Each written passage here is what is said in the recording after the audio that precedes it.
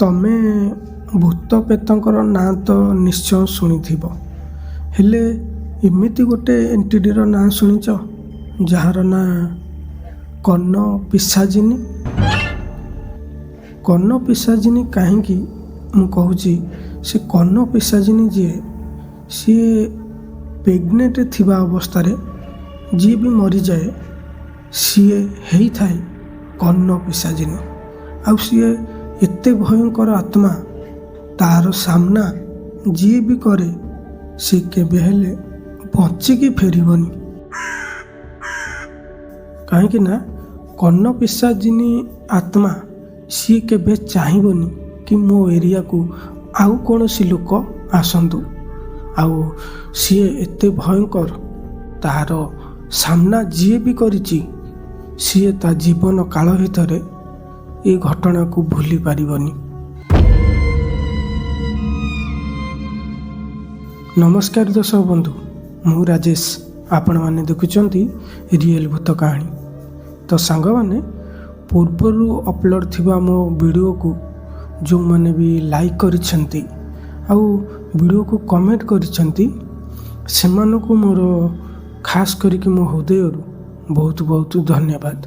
କାହିଁକି ନା ଆପଣଙ୍କର ଏଇ ଗୋଟେ ସପୋର୍ଟ ପାଇଁ ମୁଁ ଆଗକୁ ବଢ଼ିବାରେ ମୋତେ ବହୁତ ସାହାଯ୍ୟ କରିବ।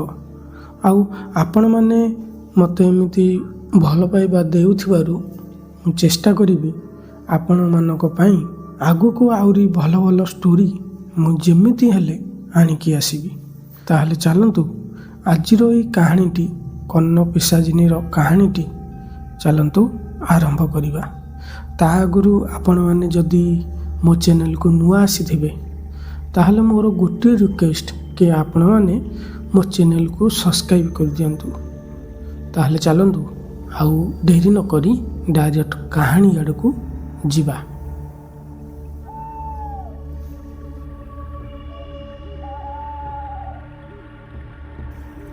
ନମସ୍କାର, ମୋ ନାଁ ରାହୁଲ।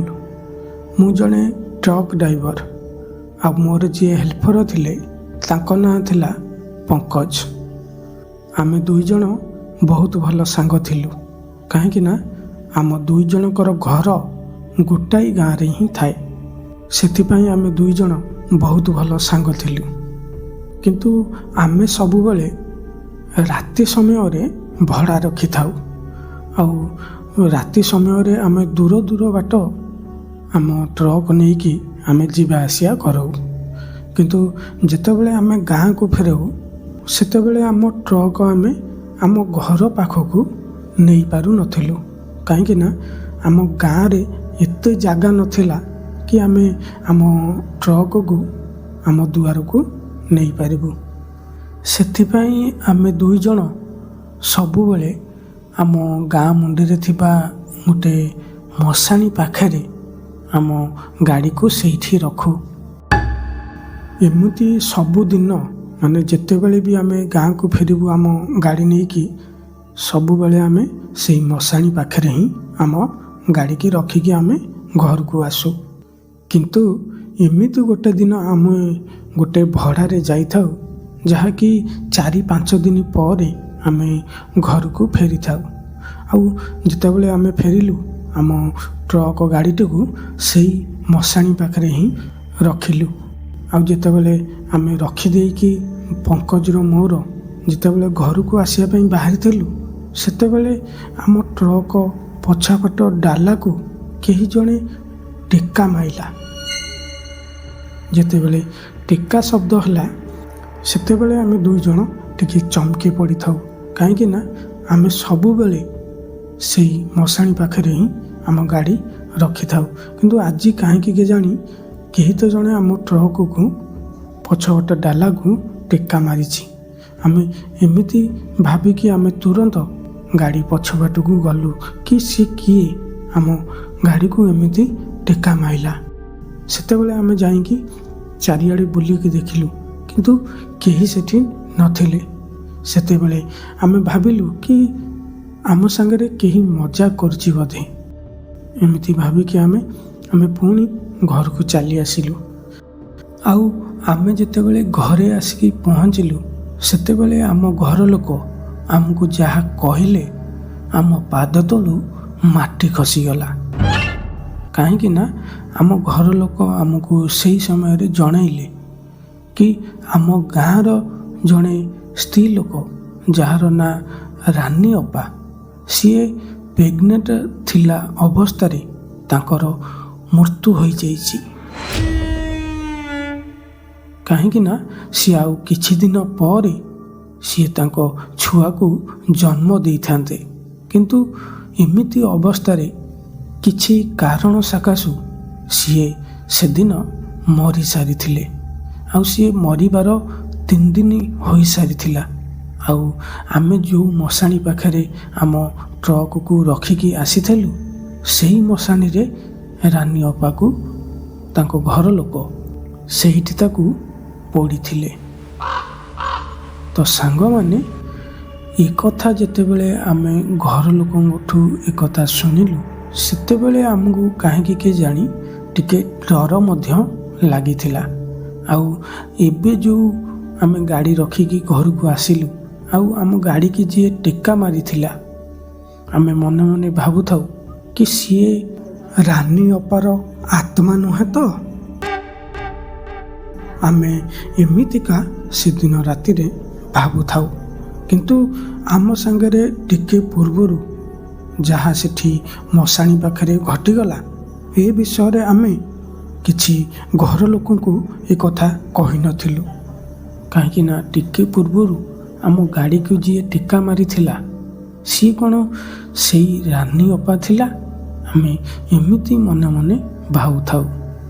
ଏମିତି କିଛି ଦିନ ବିତିଗଲା ପରେ ଆମକୁ ପୁଣି ଗୋଟେ ଭଡ଼ା ମିଳିଲା, ଯାହାକି ରାତି ସମୟରେ ଭଡ଼ା। ଆଉ ସେଦିନ ଆମେ 2 ସାଙ୍ଗ ପୁଣି ବାହାରି ପଡ଼ିଲୁ ଆମ ଟ୍ରକ୍ ନେଇକି ସେ ଭଡ଼ାଟି କରିବା ପାଇଁ। କିନ୍ତୁ ଯେତେବେଳେ ଆମେ 2 ଦିନ ପରେ ଗାଁକୁ ଫେରିଲୁ ସେତେବେଳେ ପୁଣି ସେଇ ଜାଗାରେ ଆମେ ଗାଡ଼ି ଅଟକେଇଲୁ। ରଖିଦେଇକି ଆମେ ପୁଣି ଘରକୁ ବାହାରିବା ପାଇଁ ବାହାରିଛୁ। ସେଦିନ ପରି ପୁଣି ଥରେ ଆମ ଗାଡ଼ି ପଛପଟକୁ ଆଉ ଜଣେ କେହି ଟେକା ହପାରିଲା। ଯେତେବେଳେ ଟେକା ହପାରିଲା ସେତେବେଳେ ଆମେ ଜାଣିସାରିଥିଲୁ କି ଇଏ କୌଣସି ଲୋକ ନୁହେଁ, ଇଏ କୌଣସି ଆତ୍ମାର କାମ। କାହିଁକି ନା ଆମେ ଏତେ ଦିନ ହେଲା ଆଗରୁ ଏ ଜାଗାରେ ଗାଡ଼ି ରଖି ଆସୁଥିଲୁ। ଆଉ ଯେବେଠାରୁ ଆମ ଗାଁର ରାନୀ ଅପା ମରିଛି ସେବେଠାରୁ ଆମକୁ ଏଠି କେହି ତ ଜଣେ ଗୋଟେ ହଇରାଣ କରୁଛି। ଆଉ ସେହି ସମୟରେ ମୋ ହେଲ୍ପର ଯିଏ ଥିଲା ପଙ୍କଜ, ତାହାର ସେହି ସମୟରେ ସେଇ ମଶାଣି ଭିତରକୁ ନଜର ପଡ଼ିଲା। ସେତେବେଳେ ସିଏ ଦେଖିଲା କି ସେଇ ମଶାଣିର ପାଚେରୀ ସେପାଟେ ଗୋଟେ କେହି ତ ଜଣେ ଆମକୁ ଲୁଚିକି ଦେଖୁଥିଲା।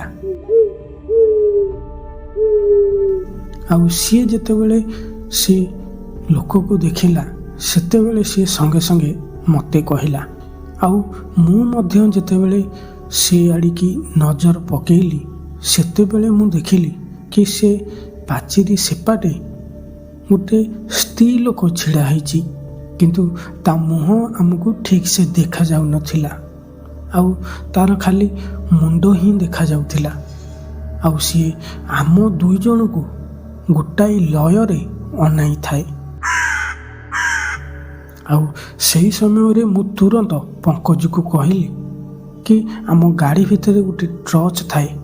ଆଉ ସେ ଟର୍ଚ୍ଚ ମୁଁ ପଙ୍କଜକୁ ପଠେଇକି ଯେତେବେଳେ ସେ ଗାଡ଼ିରୁ ଆଣିଲି ସେତେବେଳେ ମୁଁ ଟର୍ଚ୍ଚ ମାଇଲା ବେଳକୁ ସେ ସ୍ତ୍ରୀ ଲୋକ ଆଉ ସିଏ ଯିଏ ବି ଥିଲା ସେ ପାଚେରୀ ସେପାଟେ ଆଉ ନଥିଲା। ଆଉ ଏ ଦୃଶ୍ୟ ଯେତେବେଳେ ଆମେ 2 ଜଣ ଦେଖିଲୁ ସେତେବେଳେ ଆମେ ପୁରା ଡରି ଯାଇଥାଉ।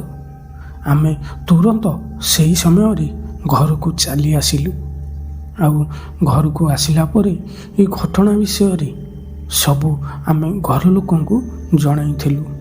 କିନ୍ତୁ ଘର ଲୋକ ଆମକୁ ତାଗିଦ କରିଥିଲେ କି ତମେ ସେଠି ଗାଡ଼ି ରଖୁଛ କିନ୍ତୁ ଟିକେ ଦେଖି ଚାହିଁକି। କାହିଁକି ନା ସିଏ ରାନୀ ଅପା ଯିଏ ଆମ ଗାଁର ମରିଥିଲେ, ସିଏ ପ୍ରେଗନେଣ୍ଟ ଥିଲା ଅବସ୍ଥାରେ ମରିଥିଲେ। ଆଉ ସିଏ କୌଣସି ଲୋକ ନଥିଲା, ସିଏ ସେଇ ରାନୀ ଅପା ଥିଲା। ତାପରେ ଘର ଲୋକ ଯେତେବେଳେ ଏ କଥା ସବୁ ଆମକୁ କହିଥିଲେ ସେତେବେଳେ ଆମେ ଟିକେ ଡରି ଯାଇଥାଉ, କିନ୍ତୁ ଆମେ ଦୁଇ ଜଣ ଭାବୁଥାଉ କି ଇଏ କୌଣସି ଆତ୍ମାର କାମ ନୁହେଁ। ଆଉ ତାହା ପରଦିନ ସକାଳୁ ଆମେ ଦୁଇ ଜଣ କଥା ହେଲୁ, ପଙ୍କଜର ମୋର, କି ଆମେ ସେ ଲୋକକୁ ଧରିବା, ସେ କିଏ।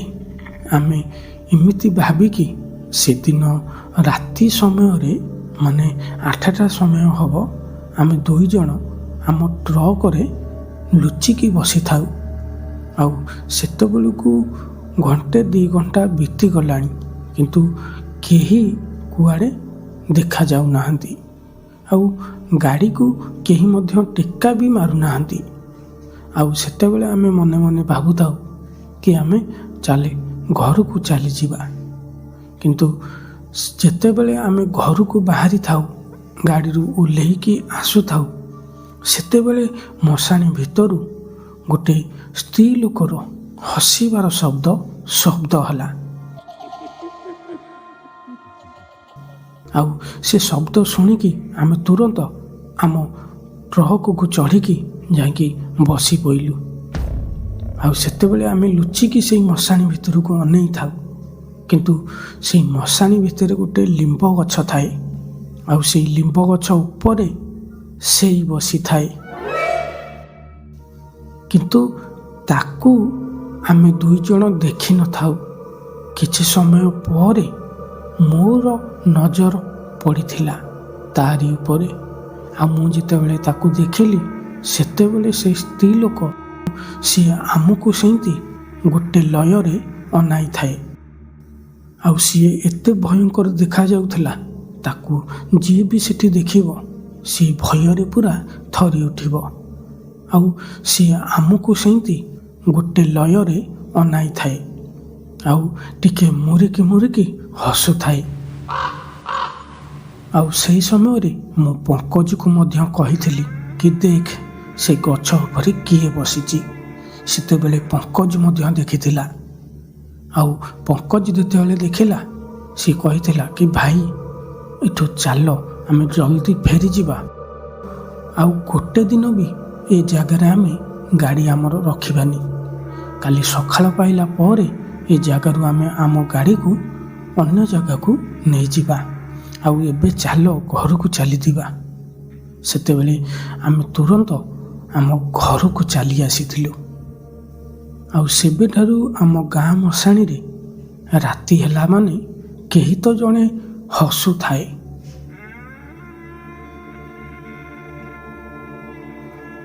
ତ ସାଙ୍ଗମାନେ, ଏହି କାହାଣୀଟି ଆପଣମାନଙ୍କୁ କେମିତି ଲାଗିଛି? ଯଦି ବି ଭଲ ଲାଗିଥିବ ତାହେଲେ ଭିଡ଼ିଓକୁ ଗୋଟେ ଲାଇକ୍ କରିଦେବ। ଆଉ ମୁଁ ଚେଷ୍ଟା କରିବି ଆହୁରି ଆଗକୁ ଭଲ ଭଲ ଷ୍ଟୋରି ଆପଣମାନଙ୍କ ପାଇଁ ମୁଁ ଆଣିକି ଆସିବି। ତାହେଲେ ରହୁଛି, ଦେଖା ହେବା ଆଉ ଗୋଟେ ନୂଆ କାହାଣୀରେ। ଜୟ ଜଗନ୍ନାଥ।